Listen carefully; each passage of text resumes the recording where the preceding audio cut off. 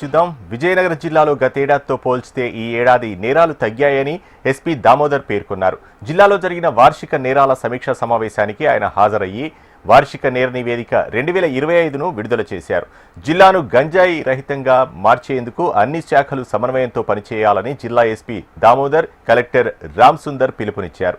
గంజాయి నిర్మూలన, మహిళలు, చిన్నారులపై అఘాయిత్యాలు, రోడ్డు ప్రమాదాలు, సైబర్ క్రైమ్ నియంత్రణలపై ప్రత్యేక చర్యలు చేపడుతున్నట్లు ఎస్పీ తెలిపారు. విజయనగరం జిల్లాలో గతేడాదితో పోల్చితే ఈ ఏడాది 34% వరకు నేరాలు తగ్గాయని ఎస్పీ దామోదర్ తెలిపారు.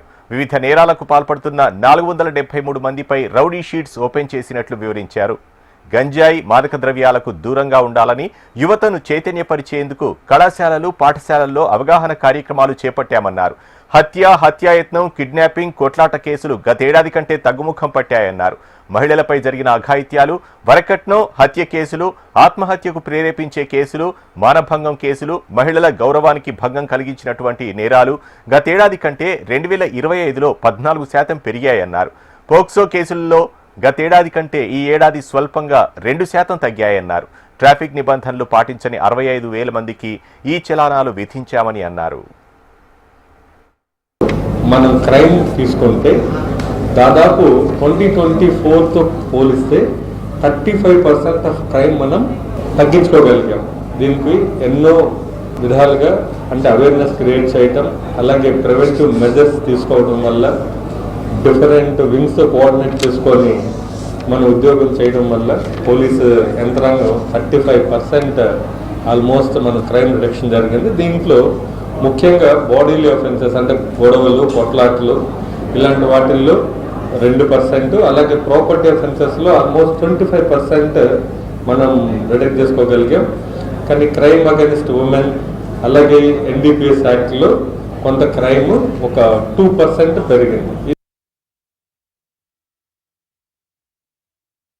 అలాగే మనకు హిస్టరీ షీట్స్ ఎవరైతే నేరాల్లో పాల్గొన్నటువంటి వాళ్ళు ఉన్నారు, అలాగే దొంగతనాలు చేసిన వాళ్ళు, అలాగే అమ్మాయిల పైన పోక్సో కేసులు ఇన్వాల్వ్ అయినటువంటి వాళ్ళు, రేప్ కేసెస్లో ఇన్వాల్వ్ అయిన వాళ్ళు, అలాగే భూతగాదాల్లో ఇన్వాల్వ్ అయినటువంటి వాళ్ళు, ఇలాగా NDPS అంటే గాంజా కేసుల్లో, మాదక ద్రవ్యాల్లో ఇన్వాల్వ్ అయినటువంటి వాళ్ళందరి మీద కూడా ఈ సంవత్సరం మనం 473 రౌడీ షీట్లు కొత్తగా ఓపెన్ చేసి వీళ్ళ మీద మంచి నిఘా పెట్టడం జరిగింది. మళ్ళీ వీళ్ళ అఫెన్స్ వైపు వెళ్లకుండా మళ్ళీ వాళ్ళ యొక్క మూవ్మెంట్ని రెగ్యులర్గా మనం వాచ్ చేస్తూ వాళ్ళ మీద 473 మెంబర్స్ మీద మనం నిఘా పెట్టడం జరిగింది. అలా షీట్లు కూడా ఓపెన్ చేస్తాం.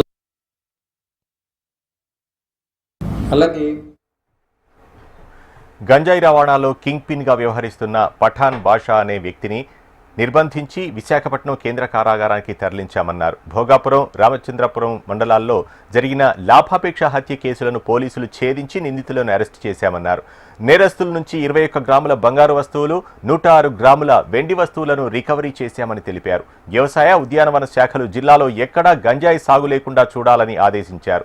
జిల్లాలో గంజాయి రవాణా జరగకుండా పోలీస్ శాఖ ప్రణాళికలు చేపడుతుందని స్పష్టం చేశారు. కళాశాలలు, సోషల్ వెల్ఫేర్, ట్రైబల్ వెల్ఫేర్ హాస్టల్లో గంజాయి వినియోగం లేకుండా చూడాలన్నారు. మత్తు పదార్థాలకు అలవాటు పడిన వ్యక్తులకు చికిత్స అందించేందుకు డ్రగ్స్ అడిక్షన్ సెంటర్లను ఏర్పాటు చేశామన్నారు. గంజాయి రవాణాను నియంత్రించేందుకు 7 మార్గాలను గుర్తించి ఆయా మార్గాల్లో డైనమిక్ వాహన తనిఖీలు చేపట్టినట్లు ఎస్పీ దామోదర్ తెలిపారు. గాంజా వైపు వెళ్లకుండా ఒక విజయనగరం ప్రశాంతతకి మారుపేరు. లా అండ్ ఆర్డర్ ఇష్యూస్ ఏముండవు. రోడ్ యాక్సిడెంట్ బాగా తగ్గించాలి. ఉమెన్ని బాగా ప్రొటెక్ట్ చేసుకోవాలి. పర్టికులర్గా అమ్మాయిల్ని, చిన్నపిల్లల పైన జరుగుతున్నటువంటి ఈ యొక్క అత్యాచారాలని, అఘాయిత్యాలని మనం ఆపాలి.